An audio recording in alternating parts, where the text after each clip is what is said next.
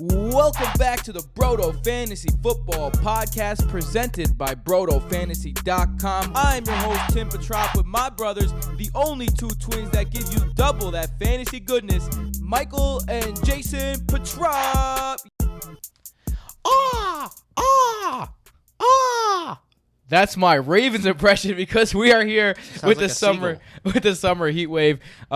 We are bringing you the Ravens today. I am your host, Tim Petrop, here, of course, with my two brothers, Michael and Jason Petropoulos. The men, the myths, the legends. Speaking of men, myth, legends, the Harbaugh family has a bunch of legends.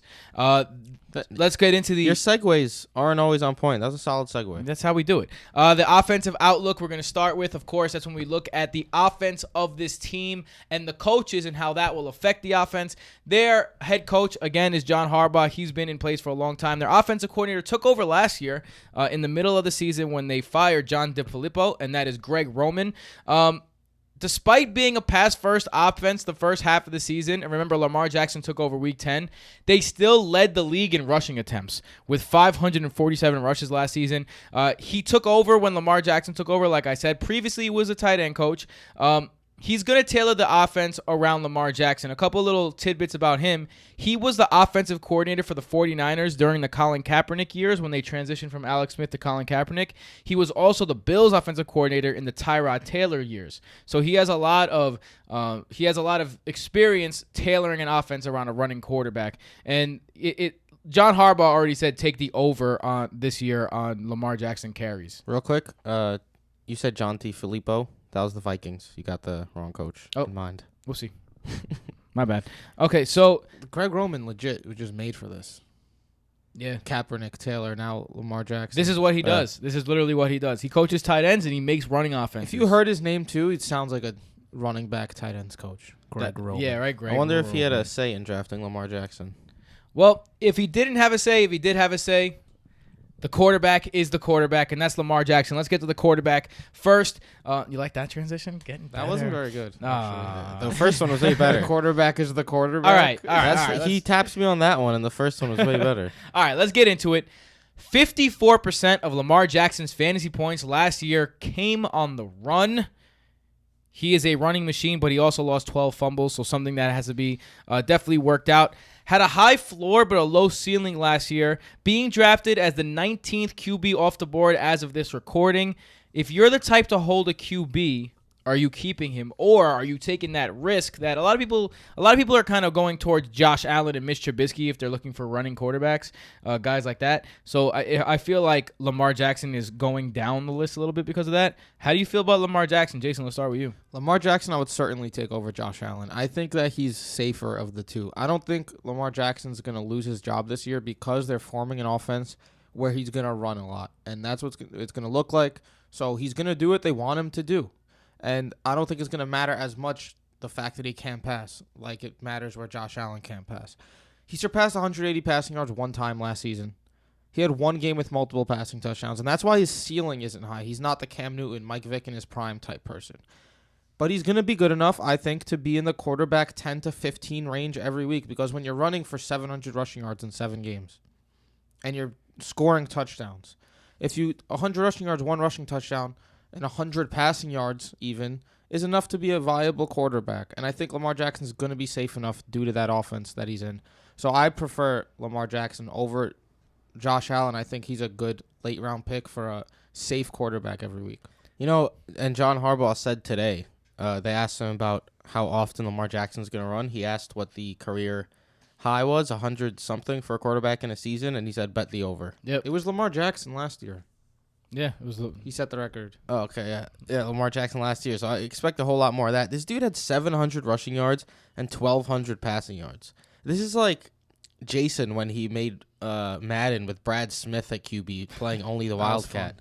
Yeah, that's basically what the Ravens offense is, and it's not going to change much from the second half last year where they ran the ball nonstop, and that's just how it's going to be. So if you're okay with trusting basically a running back in your QB position, go for it. I'm not a big running QB guy when it comes to fantasy because they do have that high floor, but the ceiling isn't really there unless he rushes for like 2 touchdowns. I don't really see him putting up some huge numbers. But I mean, QB 19, I thought I've been seeing him go higher recently, so I'm a little surprised his ADP is still at QB 19 according to Fantasy Pros, but around there, it's not a bad gamble. Do you know what is a bad gamble? The wide receiving core on this team. Just to throw the names out there, this might as well be a list of names you should not draft. Hollywood Brown, Willie Snead, Seth Roberts, Chris Moore, and we don't really need to say anymore. Boykin. Yeah. Don't draft If them. they're not gonna be, if anything, don't draft them. Get supported by the fact that they spent the first round pick on a wide receiver. Right. As crazy as that sounds, because it was a Hollywood Brown, where it's someone who you want to make a lot out of nothing, because that's what the offense is going to be, unless they're breaking out 80-yard touchdowns. Mark Andrews is basically going to be the wide receiver one, the de facto target for Lamar Jackson. So let's talk about that, because 50%, exactly 50% of Lamar Jackson's throwing yards came to the tight ends and running backs last season. If you could believe that. Mark Andrews actually is one of my favorite sleepers at tight end this year. Finishes a tight end 1 the last 2 weeks of the season. Only 29 other tight ends have ever reached at least 500 yards receiving. Lamar Jackson loves to target that tight end, as I just told you. Also, if you want to get more information about the guys who have had tight ends who have had over 500 yards, go to the Jets episode that we did previously. But until you do that, there's really not much to say except the tight end will be involved. Mark Andrews showed that he was that number one passing guy even in his rookie year. I love me some Mark Andrews this season. I think the hype's getting a little too far on Mark Andrews. You're seeing him all over, people talking about him all around now. It's such a low volume passing attack. Where's the upside? Like, there's going to be upside. He's going to catch balls. He'll go for 6 and 50, let's say. But if he's not catching a touchdown and you're not in full PPR, I don't see the upside people are talking about with Mark Andrews, where like some people are calling him this year's George Kittle. That's not going to happen. No, I mean, okay, but if you're looking for why not? If you're looking for a tight end 10 out of your last pick or something, a little before your last pick, that's I feel like what Mark. I don't know. I think he's being drafted at the right spot right now, and I think that his ceiling's a little higher than Jason says. Michael, break the tie. Around 35% of Mark Edwards is Mark Andrews. Mark Andrews is Mark Andrews' yards last year were after the catch. So in that way, he was kind of like a mini George Kittle, where George Kittle did a lot of his damage after the catch. And his numbers did improve with Lamar Jackson under center just because he was the main target for Lamar Jackson. But I'm with Jason. I'm not drafting Mark Andrews as a tight end 1, as some people are beginning to do just because of the low. His last 5 games, he had 215 yards. So that's like 45 yards a game. That's fine for a tight end. Yeah. But he's not going to... There's no huge ceiling because Lamar Jackson's not going to have a 350-yard passing game. All right, so the reason why you think that he's not going to have that is because the running back position, as the sirens go off for the running backs, the running back position this is a sign, guys. Stacked. They just signed Mark Ingram. He's a dual threat. 3 seasons of 50 catches or more in his full seasons.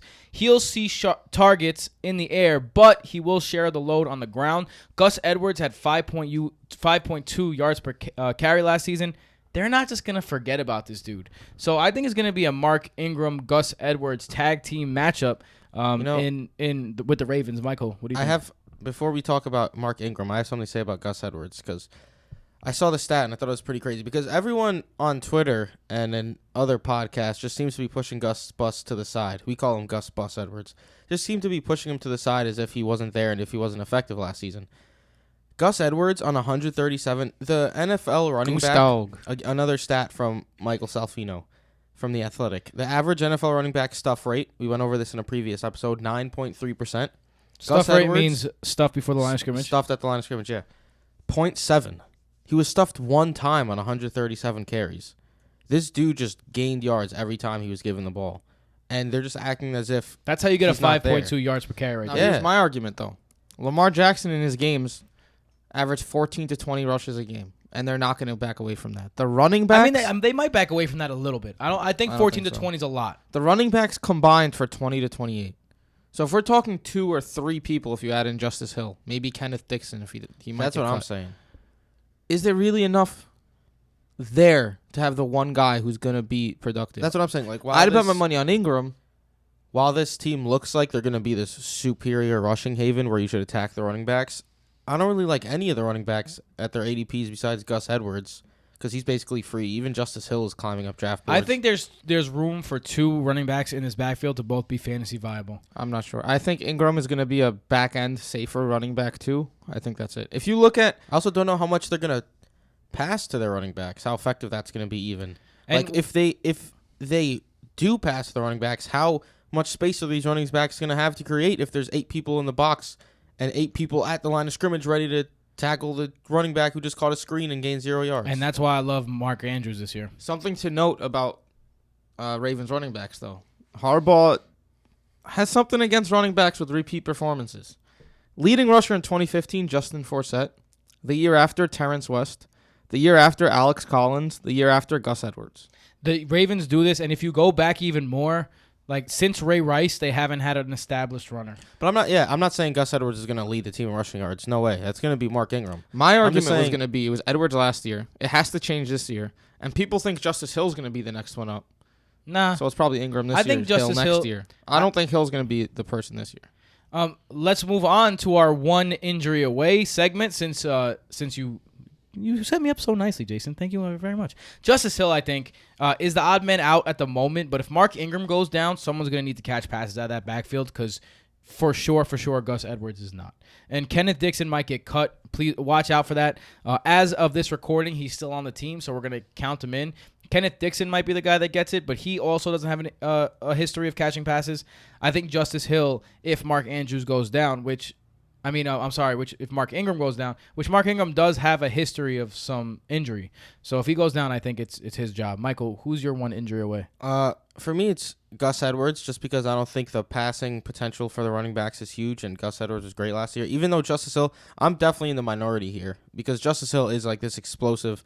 He was super explosive in college. He ran a 4.4 40, which is absolutely He's nuts. small, though. But yeah, He's a and receiving scat back. He also wasn't even a good pass blocker, though. So when he was out there, it's not even like they could run a play action and want him to block because he wasn't good at it. Like, sure, you could throw him some screens or hand him off the ball, but Gus Edwards was very good across all facets of the running back position last season. What about last year's first-round pick, Hayden Hurst? I think he has an opportunity to do something in this offense. I think that your guy? multiple tight ends. Can they support 2 tight end ones is the question. Definitely not. I don't know. 2 tight end ones. What? I don't know. Look, they're not gonna have a lot of wide receivers outside, and guys are gonna stack the box against the run. All Lamar Jackson has to do is make 10 to 20 throws to tight ends, and you're gonna have 2 tight ends that maybe have 5 catches each. And I don't think that's out of the question. I think you're bugging. I mean, I'm not going to draft Hayden Hurst, don't get me wrong, but he's a guy that I'm going to be thinking on my radar. All right, going into week 1, I need to look what Hayden Hurst does. He was also my injury away because I feel like if Andrews goes down, Hurst is going to be the guy. Andrews was the number 1 overall PFF tight end of all rookies last season too. He was a great tight end as a rookie. So overall, he's probably going to be on the field more than Mark Andrews because he's also a great blocker. So you think Hurst is going to be on the field more than Andrews? Yeah, or No, I maybe the disagree. same. No, I disagree too. Yo, Hurst is the better blocker, man. I can see them think both they're being gonna on have there, but Nick Boyle too. Can't forget about him. He's going to be in there too. yeah, he got a Like 3 tight end contract. sets. They're going to have a strange. lot of. We're going to see something out of the Ravens that you've never seen before. Yeah. You're going to see something out of us that you've never seen before next week. That's right, as we transition to end off the AFC North for me, at Tim Petrop. At Mike_Petrop. Jason Petrop. You can find us at BrotoFantasy.com, of course, and at BrotoFantasy on Twitter, YouTube.com/BrotoFantasy. Until tomorrow, see you. Patreon.com/BrotoFantasy.